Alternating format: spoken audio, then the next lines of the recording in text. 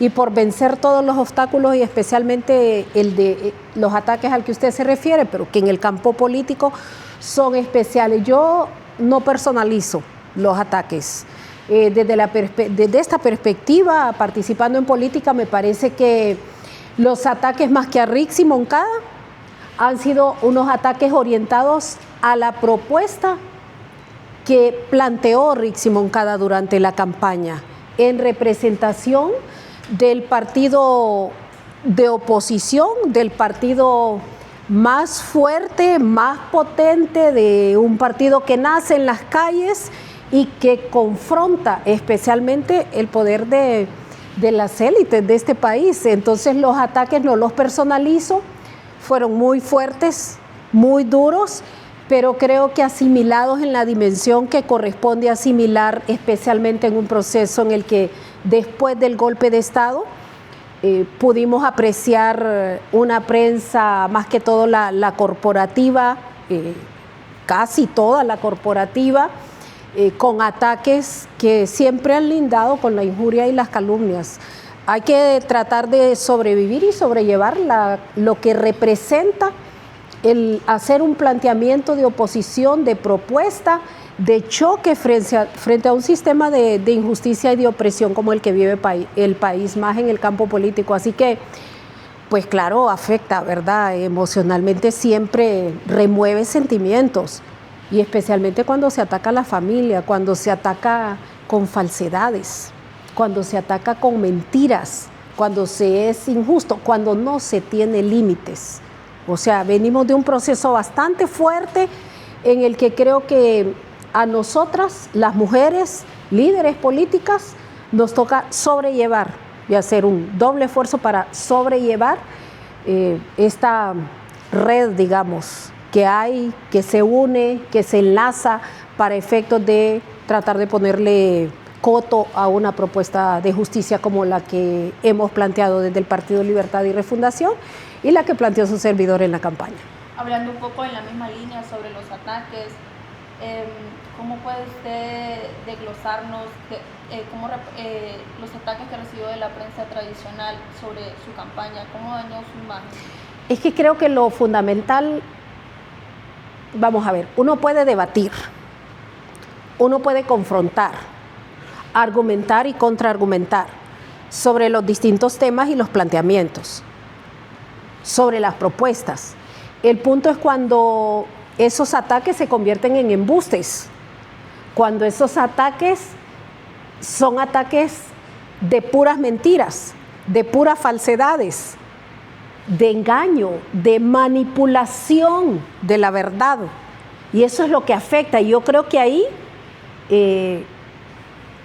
ese es el final de la ética, pues, especialmente para un periodista que tiene en sus manos el deber y la obligación de hablarle al pueblo, de orientar al pueblo, de informar al pueblo y a la sociedad con la verdad, con ciertos valores que yo me imagino que se los forman en la facultad, que todo su proceso conlleva pues esa formación de valores. Entonces el tema no es confrontar, debatir, argumentar y contraargumentar. El tema es cuando te atacan con mentiras, con embustes, con falsedades, que es lo que ocurrió y lo que vimos normalmente en la campaña.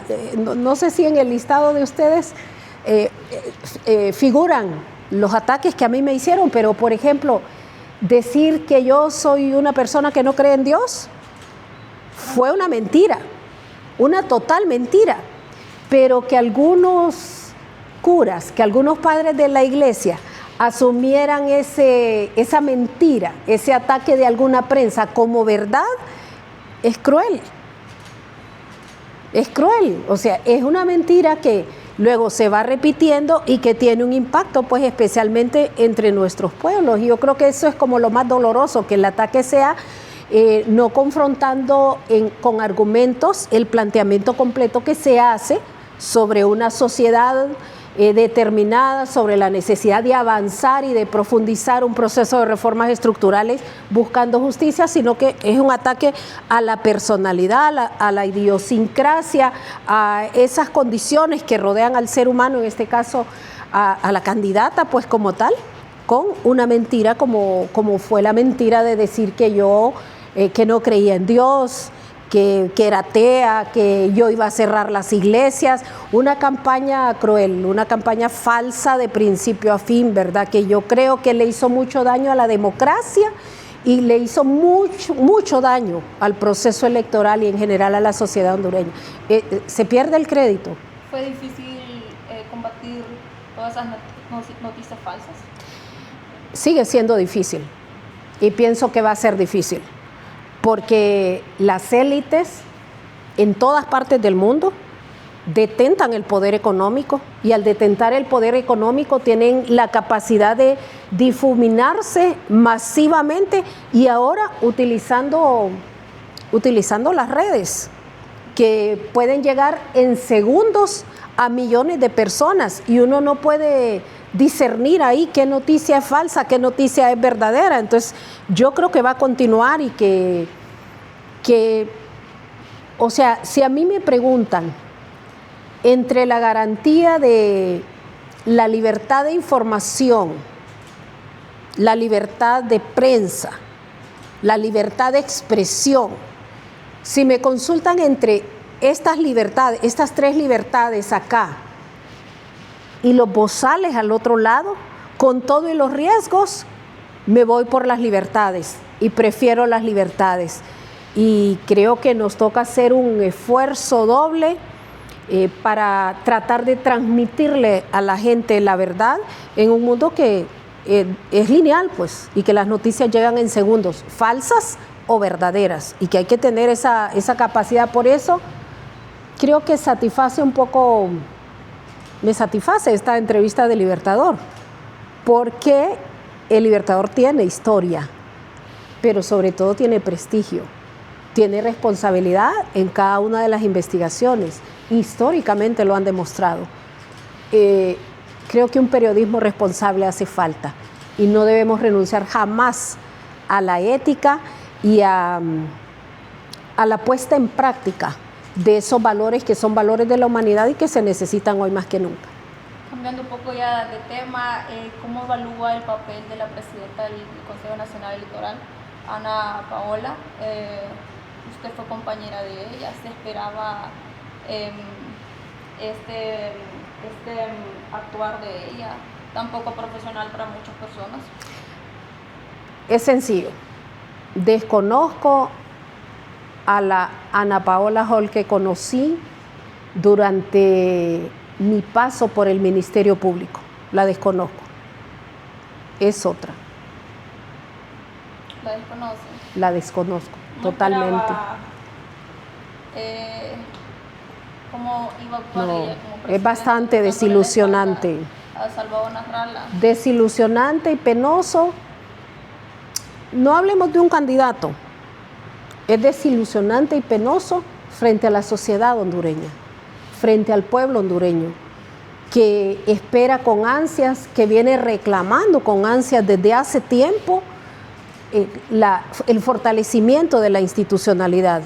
Pero es penosa su desempeño, que todos hemos sido testigos de él, especialmente después que llevamos adelante en 2021 un proceso electoral completamente transparente, un proceso electoral sin secretos, abierto a la sociedad hondureña y abierto al mundo entero, que tuvo miles de personas, de observadores, de visitantes, y que se llevó adelante el proceso con toda la transparencia, que fue también borrascoso en un principio, toda la etapa previa, pero que finalmente pudimos sacar unas elecciones limpias, y no hay nada como más satisfactorio que uno poderle expresar a la sociedad que ha cumplido su deber desde el cargo público que desempeña. Yo creo que esta vez hay una deuda muy fuerte frente a la sociedad, y las heridas que ha dejado el proceso más fraudulento de la historia de Honduras son heridas que va a costar sanar, que afecta el crédito de la institucionalidad y que nos permiten afirmar, después de toda la evaluación, esta elección fue peor que las elecciones de David Matamoros Watson. Abogada, ¿y cómo podemos llegar a un proceso tan limpio como usted lo mencionaba ahora, cuando hubo fraude estando libre en el gobierno, ahora que está el Partido Nacional? ¿Cómo en las próximas elecciones se garantiza que no va a haber un fraude de esta magnitud nuevamente? Hay que empezar a trabajar desde ahora. Ocupamos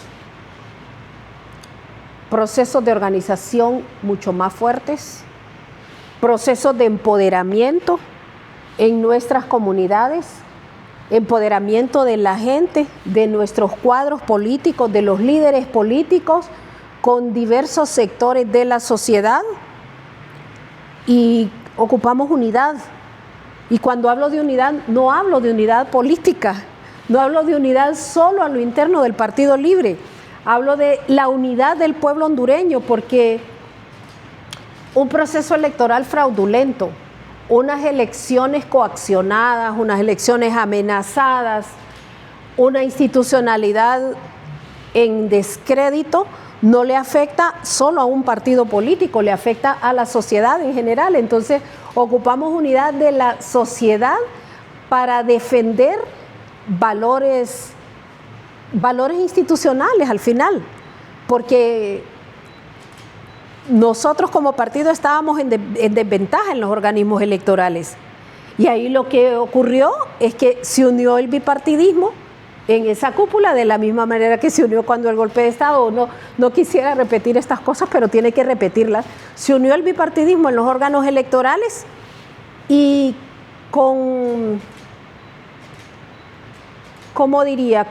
utilizando la herramienta cuantitativa, se impusieron para aplastar no a un partido, para aplastar la sociedad hondureña, para aplastar el votante hondureño, para degradar el principio elemental y básico de todo proceso democrático, la soberanía popular, la fuerza del poder de cada ciudadano. O sea, no contar más de 300 actas en el nivel presidencial, no contar más de 1000 actas en el nivel de diputados y más de 1000 actas en el nivel de alcaldes, refleja las deficiencias de un proceso electoral que, como digo, es el peor en la historia de Honduras. ¿Y cómo evalúa el papel del Ministerio Público, de la Corte Suprema en este fraude?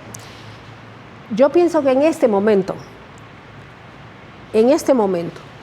aunque los medios de comunicación en su mayoría no lo digan, aunque no lo manifiesten, aunque no lo expresen, Honduras toda enfrenta una profunda crisis después del proceso electoral, pero profunda crisis.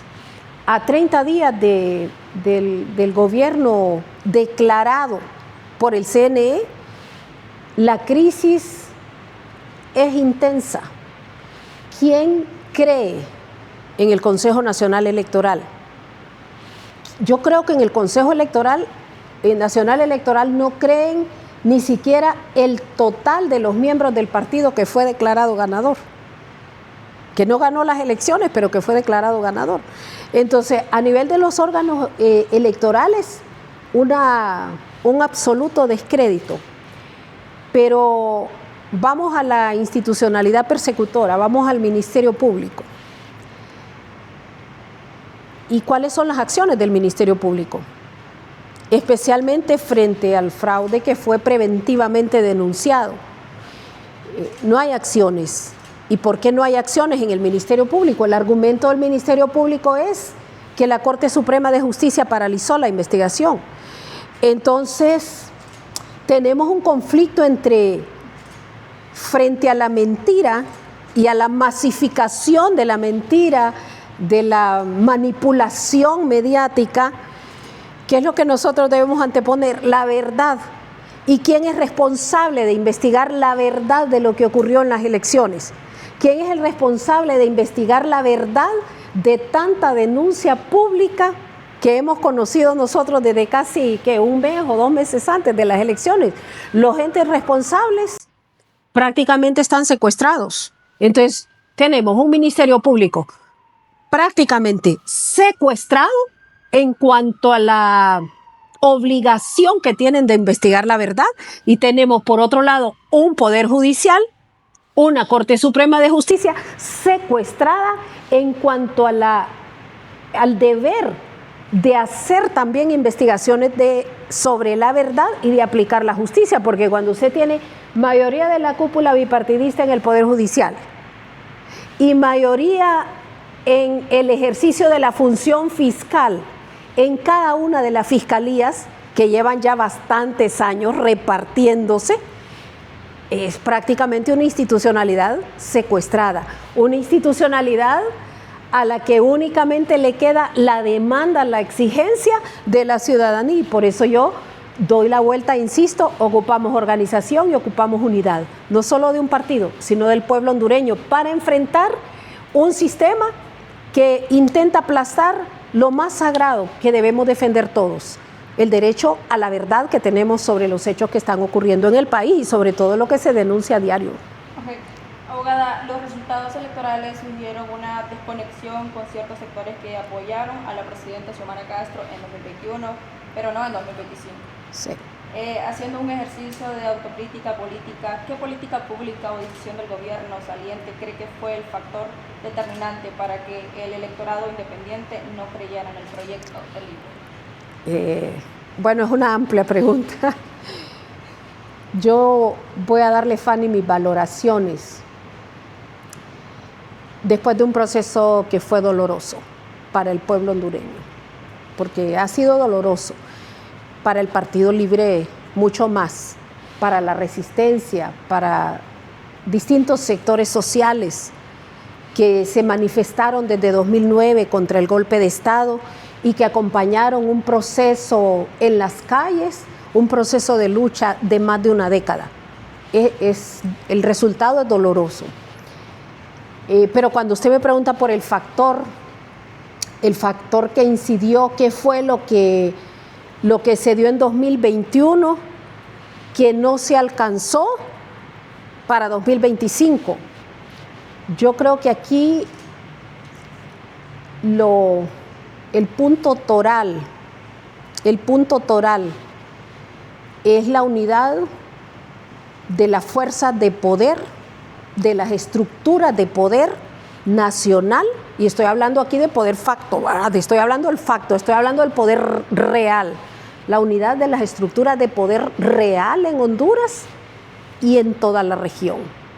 La elección de Honduras fue una elección geopolítica, en donde había un partido de izquierda, socialista democrático, que hizo un planteamiento a la sociedad. Y ese planteamiento a la sociedad es un planteamiento que sacudió la estructura económica, la estructura de poder real en el país, después de 130 años de aplicación de políticas y de medidas orientadas a salvaguardar esos patrimonios y esos poderes reales que son los poderes económicos.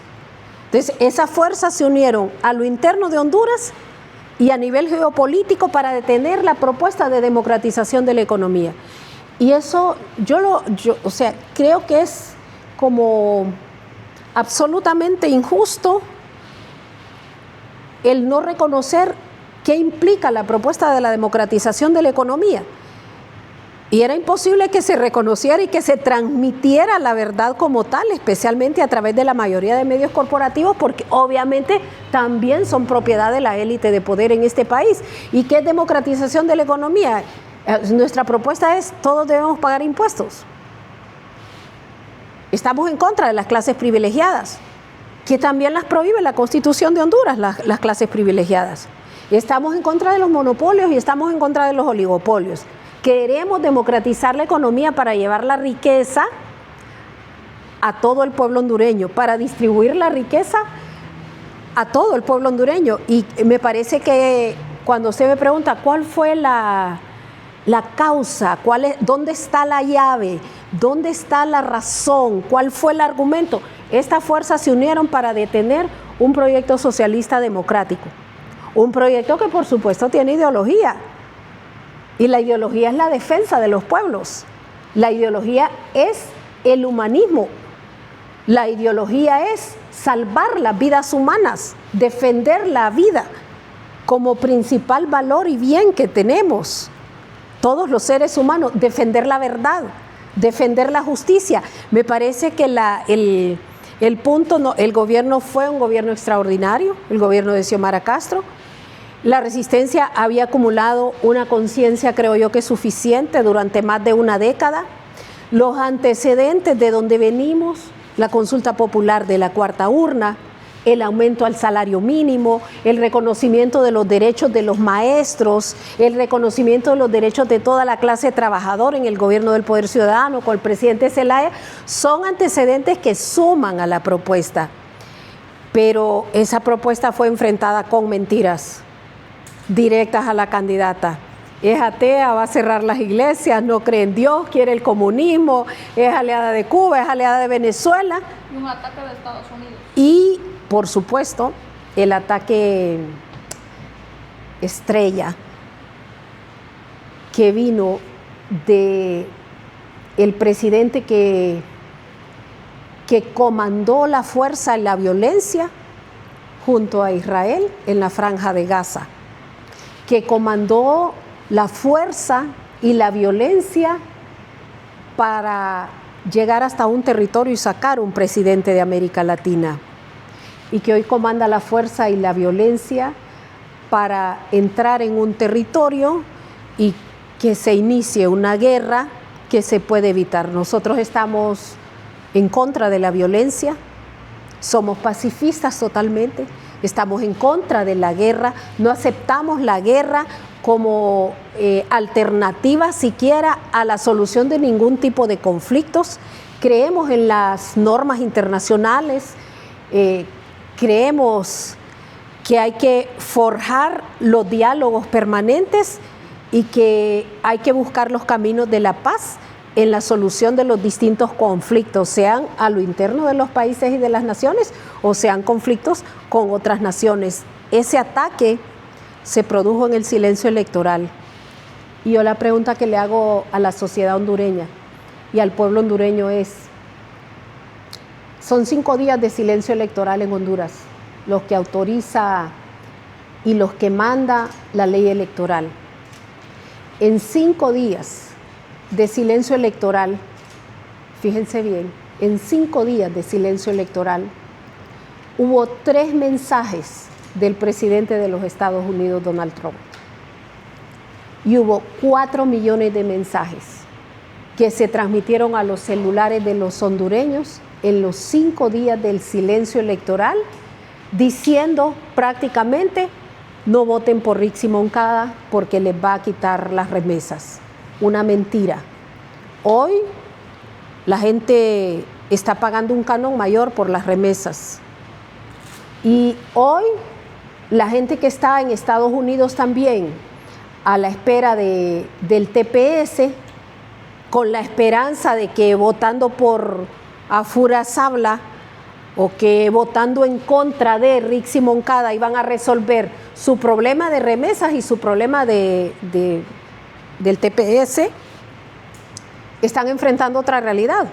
Ni se amplió el TPS, el presidente de Estados Unidos no amplió el TPS, lo cortó más bien, y las remesas tienen un canon adicional. Entonces fueron unos ataques certeros que coaccionaron el voto, que coaccionaron la mente de la gente, por lo tanto no hubo voto en libertad. Y si a mí me preguntan desde la perspectiva constitucional y legal, ¿cómo caracterizan las elecciones? Son totalmente nulas.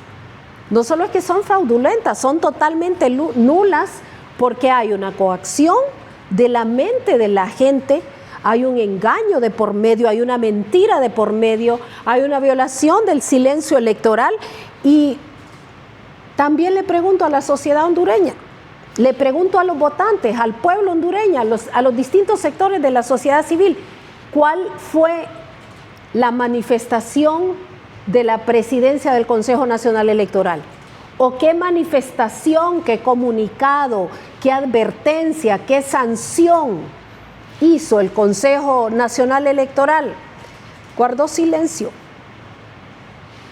Y el silencio es matador. cuando de exponer la verdad se trata. A ese silencio que se suma al silencio electoral, adiciónenle la compra de votos en todo el país. Hubo compra de votos, 1.000, 2.000, 3.000, 4.000 empiras. ¿De dónde salieron 200 millones, 300 millones, 600 millones de lempiras? ¿De qué banco salieron? ¿De qué institución de crédito salieron?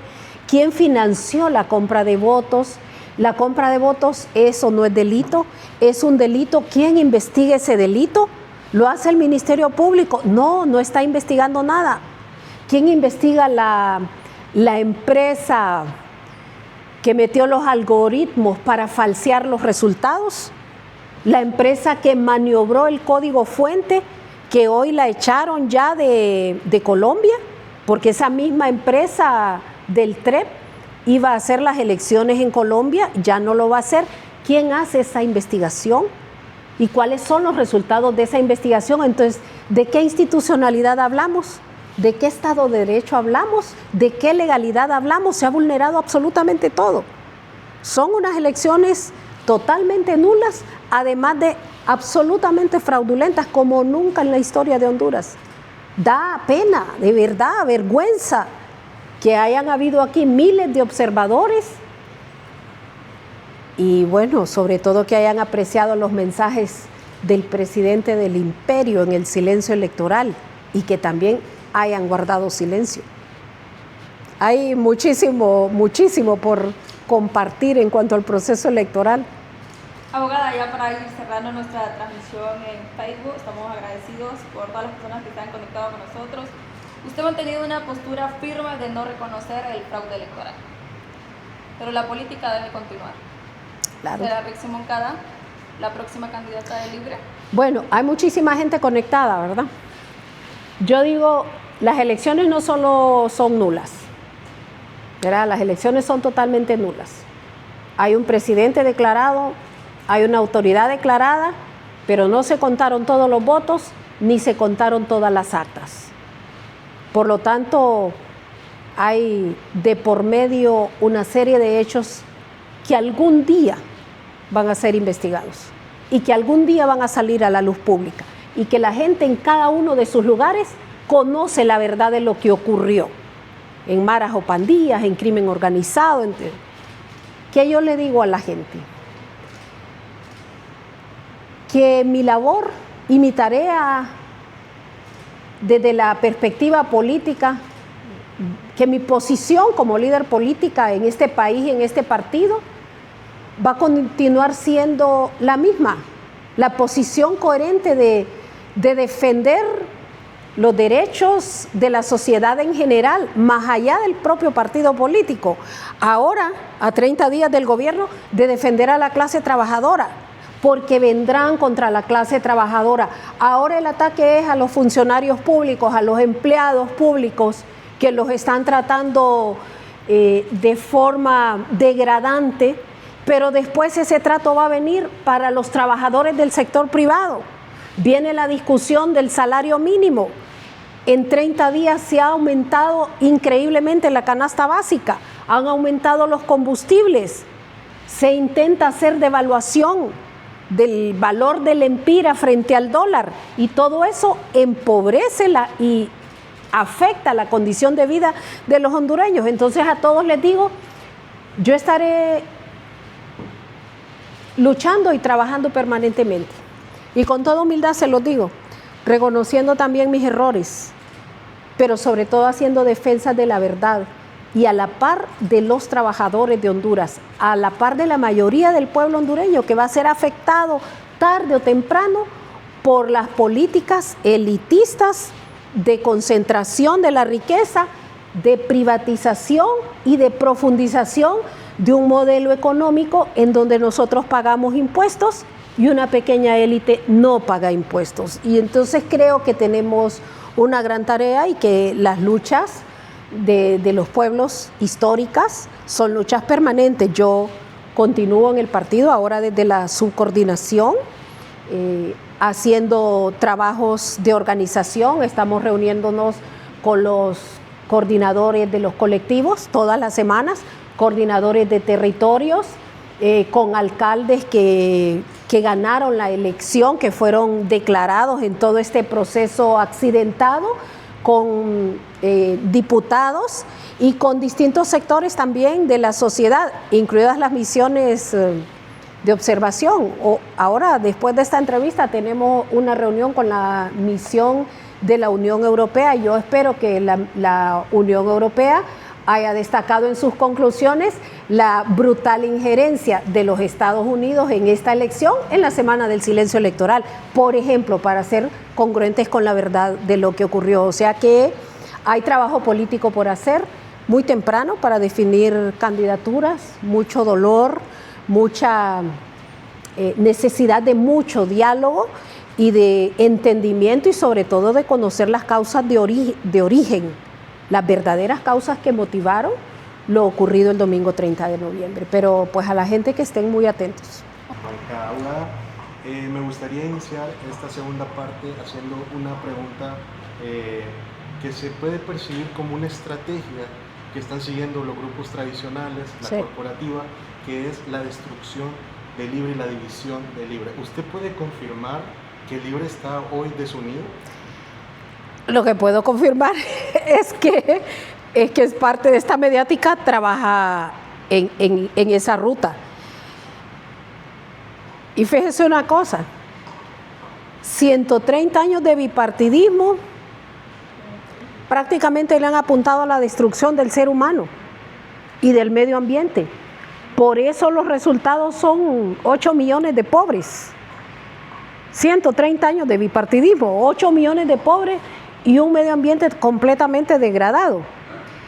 Pero ahora no me extraña que le apunten a la destrucción del único partido de izquierda capaz de hacerles oposición, que demostró con su líder máximo al frente, con el presidente Manuel Zelaya al frente, que se podía organizar a la población, que se pudo fundar un partido político y que después de prácticamente 4 procesos electorales generales y 4 procesos electorales primarios, hemos demostrado nuestra capacidad de movilización y nuestra capacidad de organización y también de propuesta. O sea, ¿cuál es la propuesta que hace el Partido Libre? ¿Cuál es la propuesta que plantea esta fuerza política socialista democrática frente a los 130 años de bipartidismo? Yo no tengo ninguna duda, entonces, que tienen que apuntar a la destrucción de un partido. Y desde ya le digo a los adversarios del Partido Libre, a los adversarios del primer partido de izquierda, de la primera mujer presidenta, de 4 procesos electorales emblemáticos, desde ya les digo, su sueño de destrucción del Partido Libre no se va a poder hacer realidad, porque hay una sociedad bastante consciente, hay por lo menos 1 millón de votos que han vencido coacciones, amenazas, persecuciones, asesinatos, ejecuciones de toda naturaleza y que han seguido yendo a la urna. Yo no tengo ninguna duda que le apunten, y no es que es porque Libre, es que el Libre les cae mal, es que Libre no me gusta la bandera, no me gusta su ideología, no me gusta. No, la destrucción del partido a la que le apuntan ellos es por la propuesta, que es una propuesta de justicia orientada hacia la consideración de la persona humana como tal, al reconocimiento de sus derechos y a que en este país se haga justicia. Es que nuestra propuesta no le gusta, es una propuesta feminista de un partido de izquierda antipatriarcal, revolucionario, porque esta sociedad, en esa cúpula conservadora del bipartidismo, se han mantenido cómodamente durante 130 años, dando golpes, poniendo militares a que conduzcan el país, empobreciendo a la población impunemente. Y por eso es lo que quieren seguir, en su impunidad, haciendo en este país lo que quieren. Hoy hay oposición, ¿Está libre ahí? Precisamente, abogada. De hecho, muchos analistas coinciden en que Libre viene como a romper ese molde bipartidista porque, en sus palabras, tanto el Partido Nacional o Liberal, de algún modo hay intereses que son paralelos. Y en ese punto me gustaría consultarle, ¿cómo puede ser Libre un gobierno progresista en un país donde ese poder fáctico todavía está allí? ¿Qué enseñanza les ha dejado gobernar estos 4 años y qué estrategias de repente se están ya desarrollando? Ya lo demostramos, que se puede hacer el cambio y que se pueden impulsar cambios estructurales. Yo creo que el gobierno de la presidenta Xiomara Castro ha sido un buen ejemplo de ello en 4 años. Y nosotros podemos hablar de los distintos ámbitos para evaluar la gestión de 4 años de la presidenta Xiomara Castro.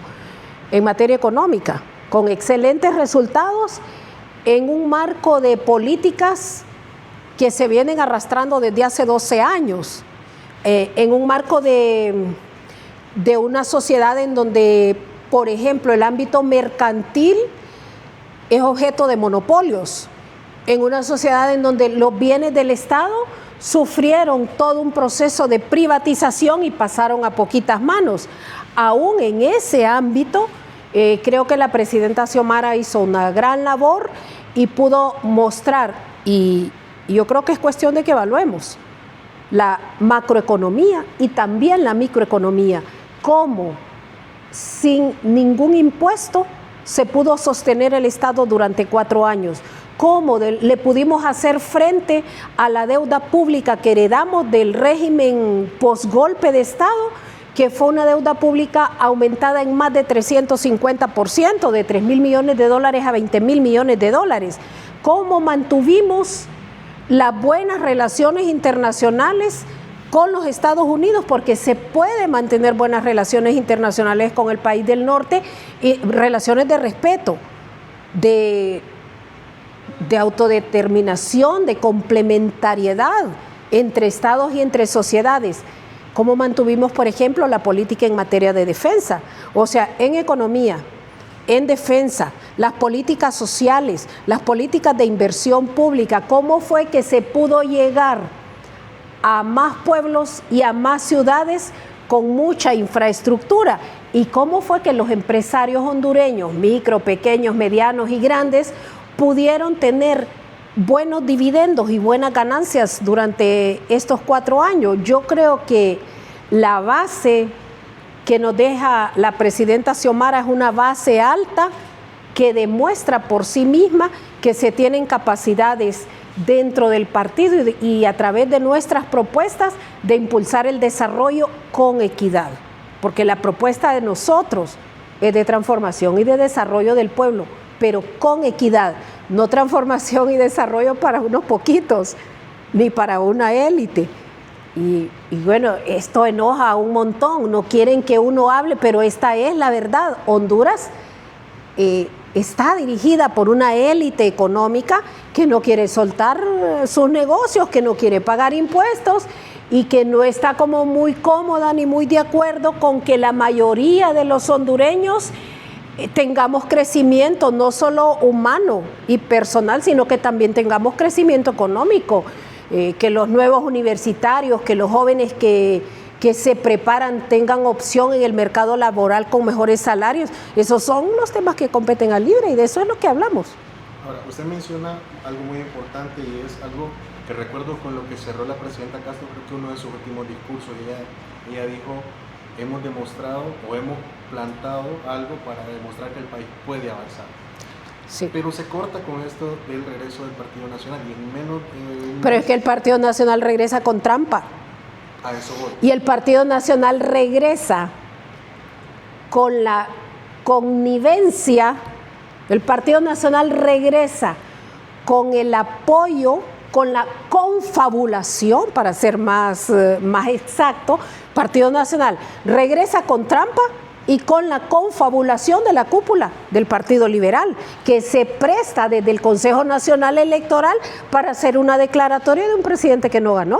¿Puede resistir Honduras otra oleada de privatizaciones a como lo hizo la dictadura? Yo creo que no. Yo creo que no.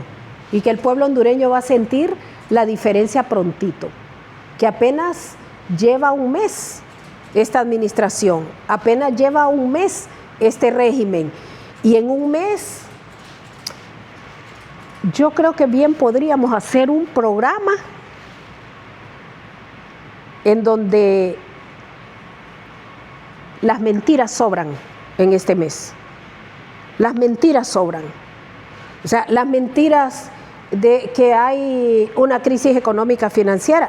Vino el Fondo Monetario y los cayó. Porque este organismo internacional con el que el gobierno de la presidenta Xiomara Castro llegó a un acuerdo, pero un acuerdo humanitario, de justicia, de servicio y de inversión pública en favor de la mayoría del pueblo, este organismo finalmente reconoció la disciplina fiscal, la disciplina en el uso de los recursos del presupuesto, la transparencia en el manejo de los recursos del presupuesto. Nosotros volvimos el dinero a la caja única para que quedara un registro de cada lempira que el país estaba usando. Esto ya van a volver con la ley de secretos. Y ahorita no sé si ustedes saben, pero aprobaron, por ejemplo, esta ley de reactivación económica. Esta ley de reactivación económica solo tiene dos aristas. La primera, destruir los derechos de los trabajadores del sector público. Y la segunda arista que tiene esta ley es concentrar la riqueza, concentrar los recursos del presupuesto y utilizarlos al antojo. ¿Al antojo de dónde? Esta ley se complementa con esta ley administrativa que han aprobado de supresión de instituciones. Y lo relevante no es la supresión de instituciones, sino que el dinero de esas instituciones, quien lo va a manejar es la Presidencia de la República. Xiomara Castro, por ejemplo, se manejó con, creo que un presupuesto de 600 millones anuales, los 4 años, no subió ese presupuesto, se mantuvo estático. Quiero ver cómo se va a manejar esta presidencia y con qué presupuesto, porque lo que están diciendo prácticamente en esa ley es que todos los proyectos de inversión, que todos los proyectos sociales se van a manejar desde la Presidencia de la República. O sea que están renunciando a los procesos de transparencia. Ya volvieron al fideicomiso de salud. Y ese fideicomiso es para obviar la ley de contratación del Estado. Es para la opacidad, es para favorecer los negocios de la corrupción público-privada.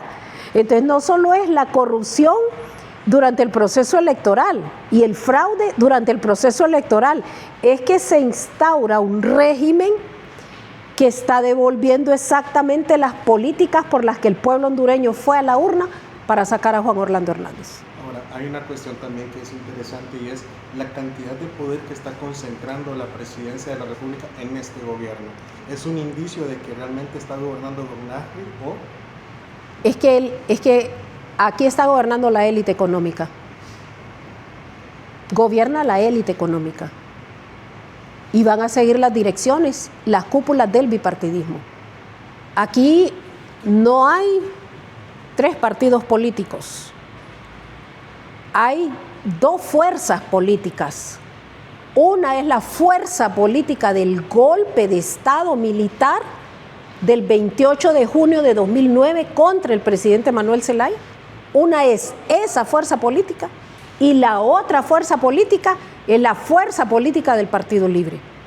La fuerza política golpista y fraudulenta está integrada por la cúpula del Partido Liberal y el Partido Nacional. Ahí está esa fuerza política conservadora, esa fuerza política que le apunta a continuar con las privatizaciones, esa fuerza política que le apunta a que no pague impuestos un grupo selecto de esta sociedad, una fuerza política que le apunta a que los trabajadores así como están, así están bien, ¿para qué les vamos a aumentar el salario? Los trabajadores hay que mantenerlos así, aplastados, sin derechos, sin posibilidad de organizarse.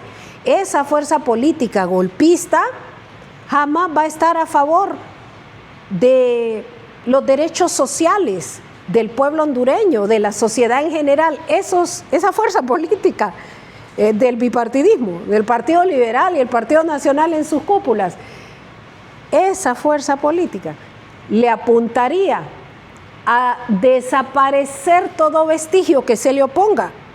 Pero ¿y en este país quién se opone? Se opone nosotros, como fuerza antagónica frente a esa fuerza conservadora del capital.